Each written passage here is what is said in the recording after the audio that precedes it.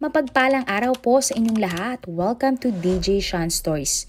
Turn on your notification bell, like and subscribe para sa crime stories araw-araw. Ang video na iyan ay ang interview ng isang babae ilang oras bago siya parusahan ng kamatayan. Napaiyak na lamang ang babae na ito nang malaman niyang naantala at hindi agad bibitayin ang kanyang boyfriend.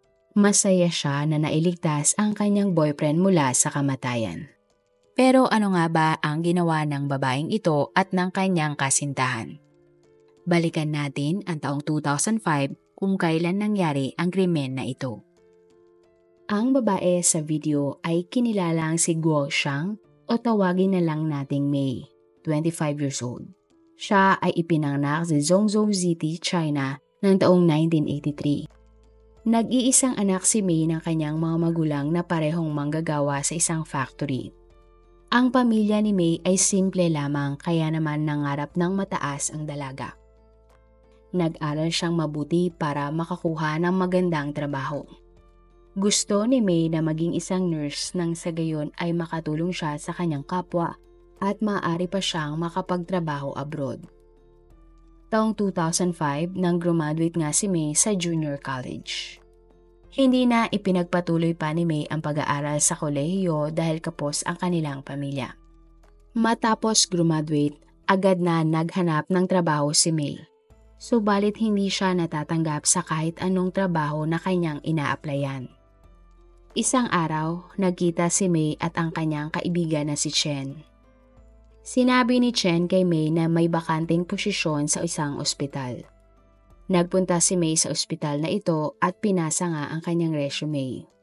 Makalipas ang ilang linggo ay walang natanggap na tawag si May mula sa ospital. Lumipas pa ang maraming araw hanggang sa dumating nga ang October 2005. Tinawagan si May ng staff ng ospital at inalok siya ng trabaho. Sinabi ng staff na ang Director of Personnel ay naghahanap ng assistant pero ang trabaho ay temporary lamang o pansamantala. Tinanong pa nga ng staff si May kung papayag ba siya sa trabaho na ito na bilang part-time. Pero kahit na ganon, masaya na rin si May na tinanggap ang alok na trabaho kahit na part-time ito. Napakasaya nga niya dahil sa wakas ay natanggap siya sa kanyang trabaho. Bukod doon, sa isang ospital pa siya magtatrabaho kaya makikita niya ang mga nurse na siya niyang pangarap ng trabaho. Kinabukasan, nagpunta ng maaga si May sa isang ospital sa Zhengzhou City. Pagdating sa ospital, nakilala niya ang kanyang boss at Director of Personnel na si Dr. Fang Wenzhong o tawagin na lang nating William, 40 years old. Taong 1956 nang ipinanganak si William. Tulad ni May, mahirap din ang pamilya na pinagmulan ni William pero kahit na ganon, matalino at masipag si William. At taong 1983 nang nagsimulang mag-aral si William sa Henan Medical University. Pagkatapos ay nagtrabaho siya sa isang ospital. Pinagsabay ni William ang trabaho at pag-aaral ng kanyang master's degree. Sunod naman ay nag-aral si William ng kanyang doctoral degree. Taong 1999 nang nagpunta sa Amerika si William para mag-aral ng kanyang postdoctoral research sa Harvard University at Columbia University Medical School. Pero sa kabila ng ganda ng karera ni William, kabaliktaran naman ito ng kanyang personal na buhay. Taong 1994 nang nakilala ni William ang babae na si Wang Lipin o tawagin nating Jen. Hindi nagtagal, nagsimula ang kanilang relasyon at kalaunan nga ay ikinasal na ang dalawa. Nagkaroon ng 2 anak si William at Jen. Nang nagpunta abroad sina William, dinala niya nga ang kanyang buong pamilya. Nakatakda na nga dapat bumalik sa China sina William mula Amerika, ngunit hindi sila nagkasundo ng kanyang asawa kung saan sila titira. At hindi na nga naayos pa ni na William at Jen ang kanilang problema bilang mag-asawa. Kalaunan nga ay nagdesisyon na lamang silang maghiwalay. Taong 2004 nang bumalik sa China si William kasama ang kanyang mga anak. Pagbalik niya sa China, napansin siya ng mga sikat na ospital at pinag-agawa ng mga ahensya. Kinuha siya bilang doctoral supervisor sa isang university at nabigyan din siya ng posisyon sa isang tanyag na ospital sa lugar. Isa nga sa mga pribilehiyo ng kanyang trabaho ay ang nabigyan siya ng isang condo unit at sumasahod pa siya ng 940,000 pesos kada buwan.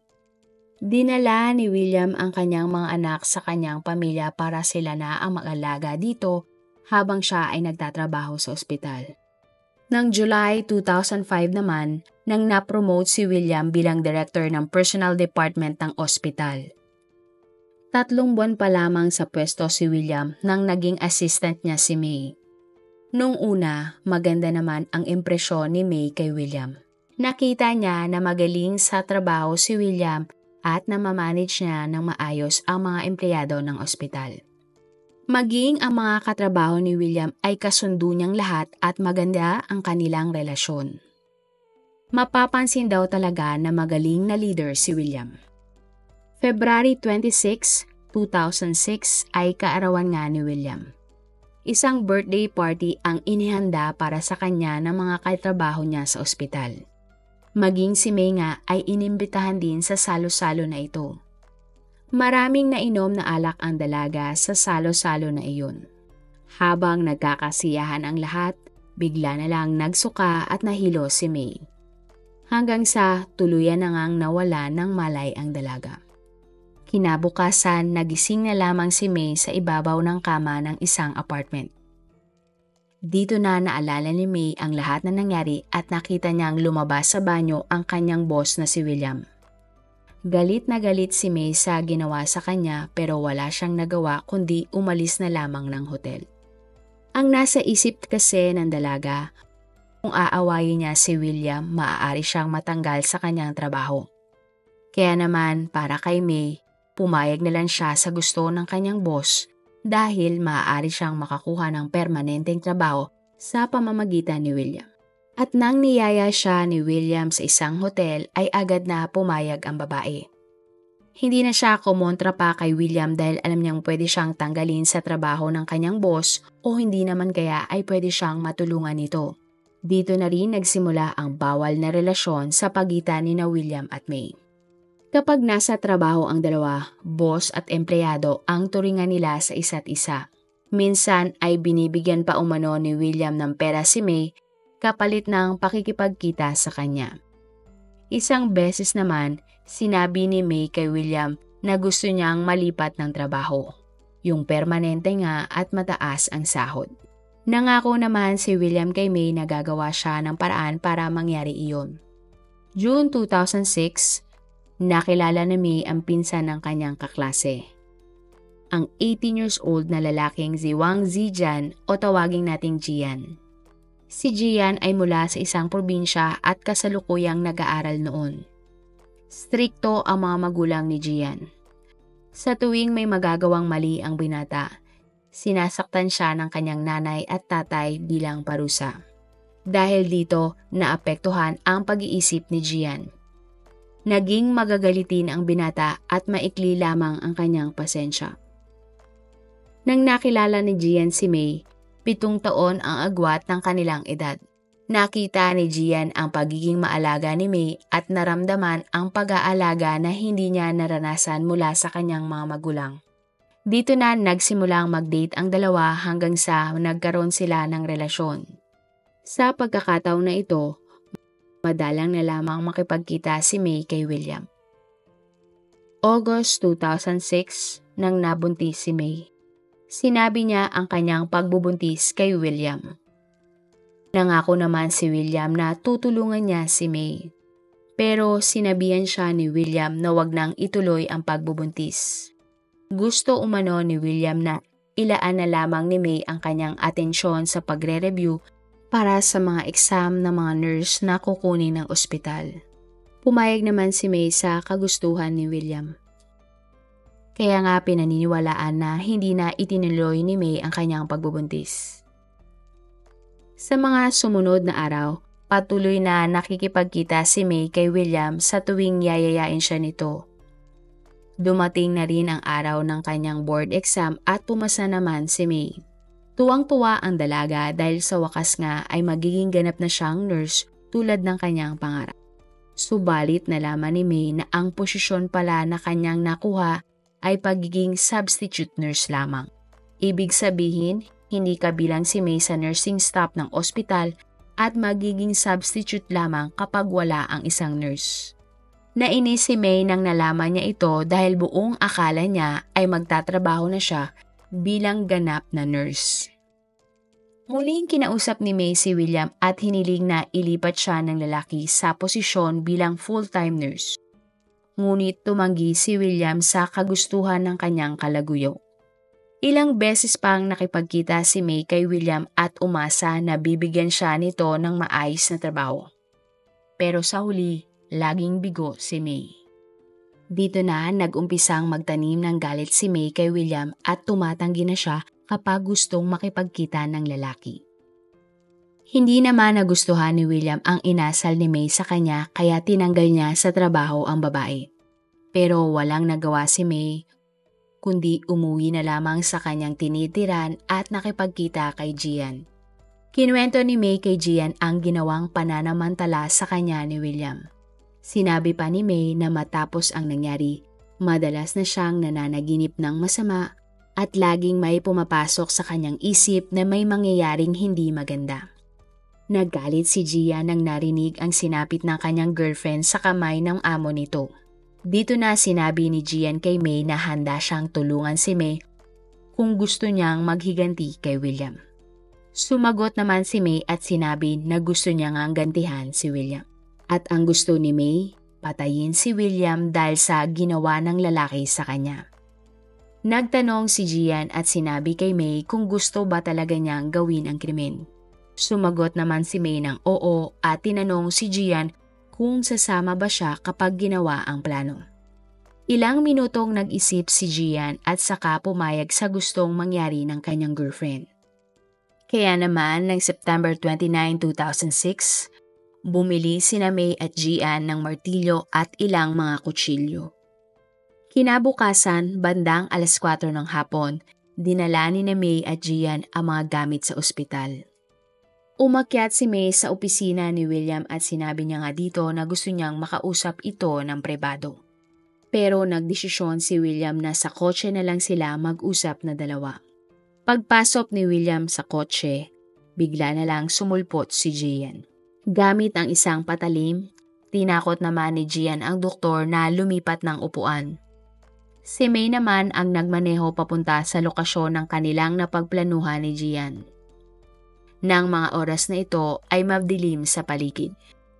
Nang huminto ang kotse, kinausap ni May at Gian si William para bigyan ng trabaho bilang nurse si May. Pero sinabi ni William na wala siyang magagawa para mangyari iyon dahil hindi iyon kasama sa kanyang trabaho bilang direktor. Nainis din si Gian kay William at sinabi na nagdadahilan lamang ang doktor. Dito na sinaksak ni Gian si William ng 2 beses. Nakita nga ni William ang mga dugo at natakot na baka siya ay mamatay. Nakiusap siya sa dalawa na siya ay gamutin ngunit tumawa lamang ang dalawa. Dito na nakakuha rin ng tiyempo si William at tumakas palabas ng kotse. Sinubukan niyang parahin ang paparating na kotse para manghihingi ng tulong. Ngunit hindi tumigil ang kotse. Tumakbo na lang si William para takasan sina May at Gian. May nakita uling paparating na truck naman si William at pinara niya ito. Pero tulad ng una, hindi siya hinintuan ng truck at dinaanan lamang. At naabutan na nga ng dalawa si William. Pinukpok ni Gian ang doktor ng martilyo na tuluyan niyang ikinamatay. Iniwan ni May at Gian ang labi ni William sa isang gubat at nagdesisyon nga sila na bumili ng gas. Pagkatapos ay nagmaneho sila papunta sa malawak na tapunan ng basura. Doon ay inapoyan at nilagyan ng gas ni May at Gian ang kotse ni William. At dali-dali silang umalis dala ang cellphone ng lalaki. Agad namang may nakakita sa labi at kotse ni William. Nang dumating ang mga pulis, hindi naging mahirap para sa kanila na tukuyin ang mga sospek sa pumatay kay William.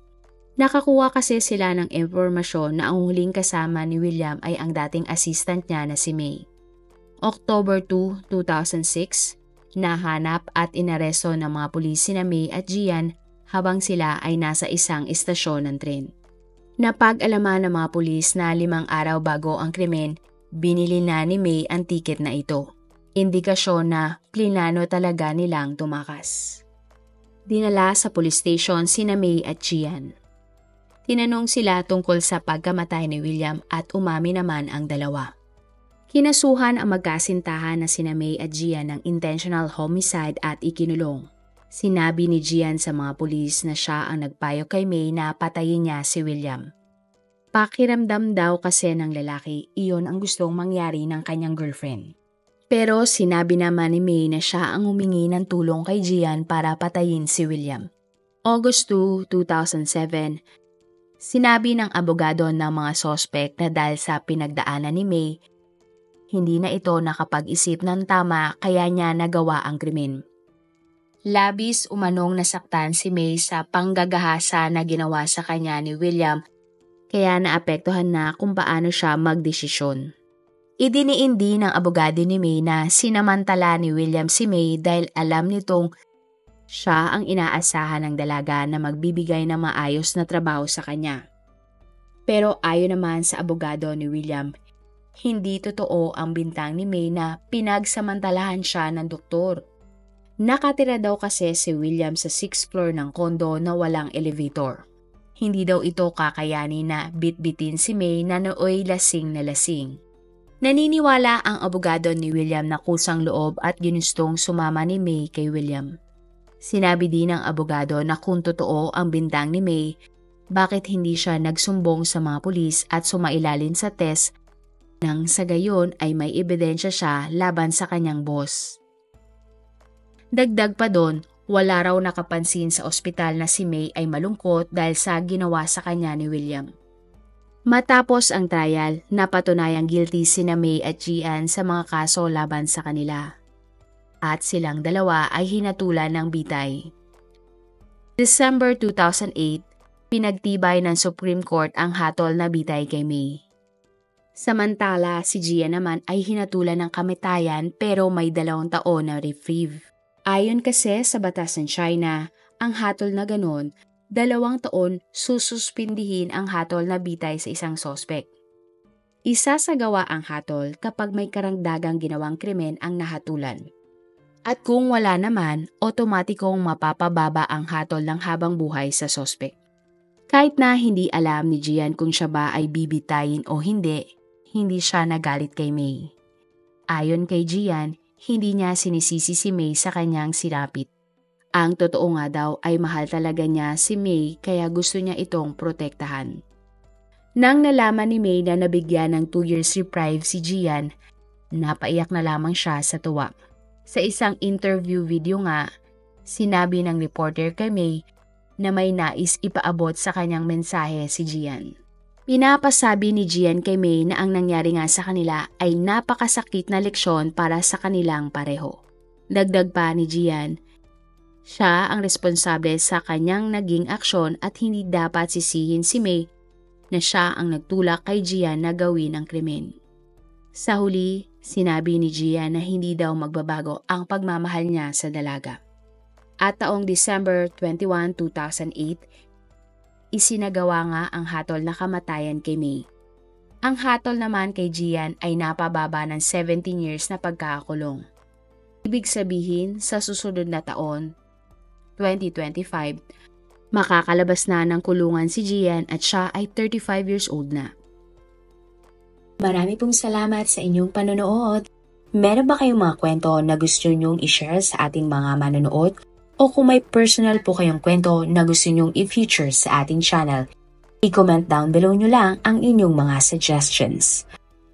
Para naman po sa dagdag kalaman, i-subscribe nyo din po at i-follow ang ating iba pang YouTube channel katulad ng Tagalog Facts and Mysteries by DJ Sean at Manila Boy Wonder Philippines. Marami pong salamat sa pagsuporta nyo sa aming mga channel. God bless everyone!